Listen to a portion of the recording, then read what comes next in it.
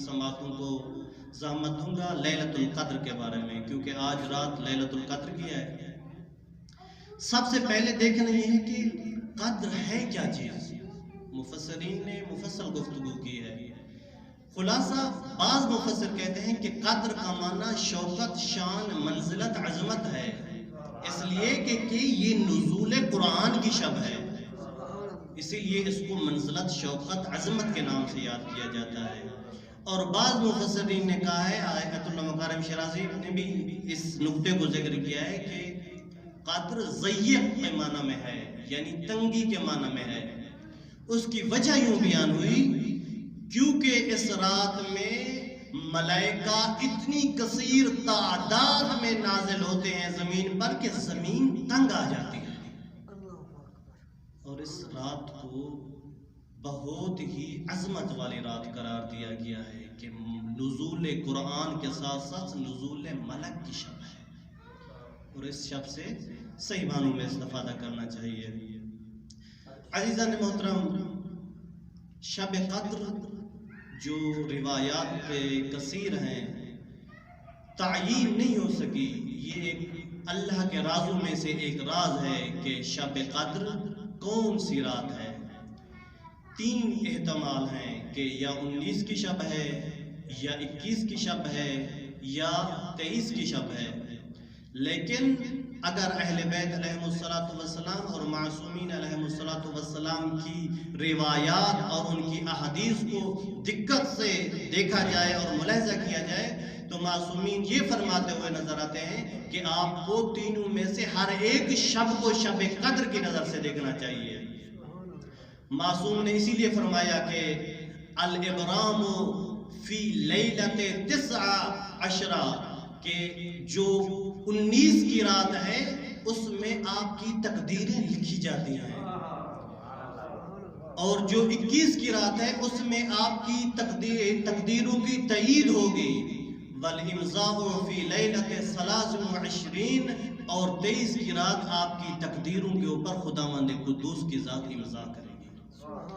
لہذا عزیزان محترم، ان 3 شبوں کو اس انداز میں گزاریں کہ ایک شب دوسری شب سے آپ کا عمل، ایک شب میں دوسری شب جب آئے تو اس سے بڑھ کر ہو، اور مومن کی علامات میں سے ہے کہ آپ کا ایک دن، پہلا دن، دوسرا دن جب آئے تو اس کا عمل، اس کا مرتبہ بلند ہونا چاہیے۔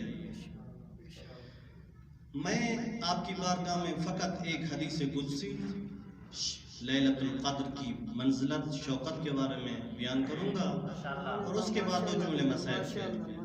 حضرت موسیٰ سلام اللہ علیہ اللہ کی بارگاہ میں چند سوال پیش کرتے ہیں اور ان کا جواب طلب کرتے ہیں۔ اگر آپ کی توجہ ہو، یہ سوال اور جواب ہے۔ ایک صلوات پڑھیں بآواز بلند۔ اللہم صلی علی محمد۔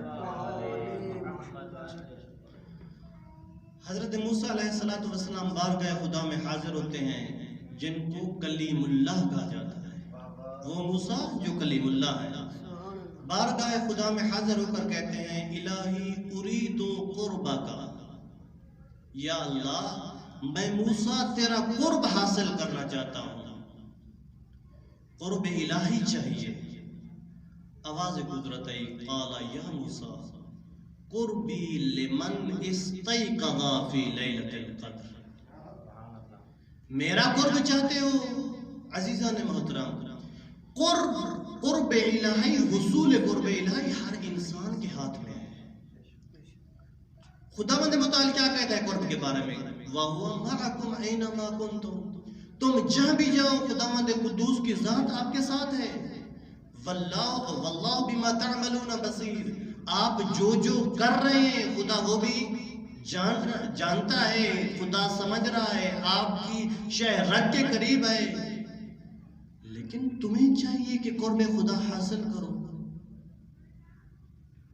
اب حضرت موسیٰ کی مناجات اگر پڑھیں، ایک اور مناجات میں ملتا ہے، حضرت موسیٰ نے کہا اینا وجدت یا رب، میرے خدا اگر میں تجھے پانا چاہوں تو کہاں پاؤں، تجھے حاصل کرنا چاہوں تو کہاں جاؤں؟ آواز قدرت کیا آئی؟ اذا قصدت الیہ، اے موسیٰ جب تو قصد کرے میرے حاصل کرنے کا وصلت الیہ، تیرے قصد کرنے کی دیر ہے، تیرے ارادے کرنے کی دیر ہے، میں تو تیرے ساتھ ہوں، فقط تیرا ارادہ چاہیے۔ حصول قرب الہی کے لیے ہمارا ارادہ چاہیے، خدا تو ہمارے ساتھ ہے، قرب الہی کا۔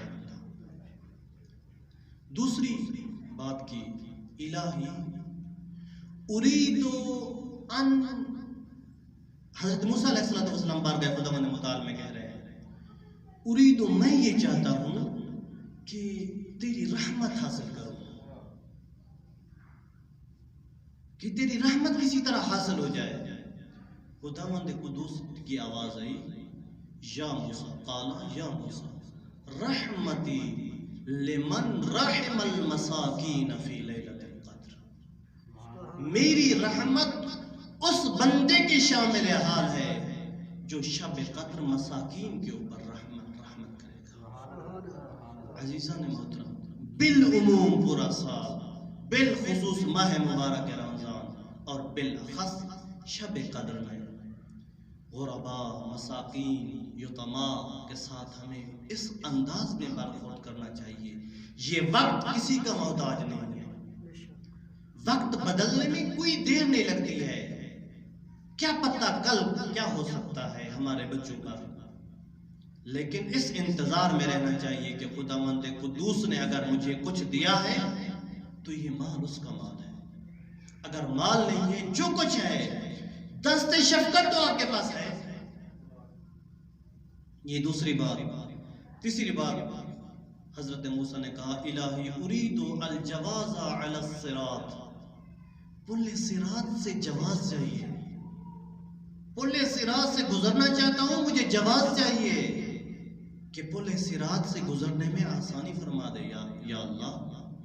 یہ موسیٰ کلیم اللہ بارگاہ خداوند متعال میں کہہ رہے ہیں، آواز قدرت کیا آتی ہے، ذالک لمن تصدق بصدقۃ فی لیلۃ القدر، یہ اس کے لیے ہے جو صدقے دل سے، صدقے نیت سے شب قدر صدقہ دے گا۔ صدقے کے اوپر اہل بیت علیہ السلام، معصومین علیہ السلام کی طرف سے بہت ساری روایات ہیں۔ ایک روایات پڑھ کر آگے بڑھنا چاہتا ہوں۔ عزیزان گرامی، ایک روایت میں پڑھ رہا تھا کہ صدقہ ترد البلا اپنی جگہ پر، جتنا صدقہ آپ کے مرحوم تک پہنچنے کے لیے سرعت رکھتا ہے، آپ کے مرحوم کے لیے دست شفقت خداوند متعال، باعث رحمت خدا، باعث رفعت بلندی مرحوم صدقہ ہے، اتنا کوئی اور عمل نہیں ہے۔ اگر آپ اپنے مرحوم کی نیابت میں اس کے ایصال ثواب کے لیے صدقہ دے رہے ہیں، خدا کہتا ہے اس سے بڑھ کر اور عمل نہیں ہے، اور بہت جلدی صدقہ آپ کے مرحوم تک پہنچتا ہے۔ یہ مت سوچنا کہ میں تو کم پیسے رکھتا ہوں، میرے پاس 5000 تومان ہے، شرمانا مت کہ میں یہ کم مال کا صدقہ دے رہا ہوں۔ یہ ذہن میں رکھنا کہ میں صدقہ کس نیت سے دے رہا ہوں اور کس کے لیے دے رہا ہوں۔ ایک صلوات پڑھیں بابا سے بولو۔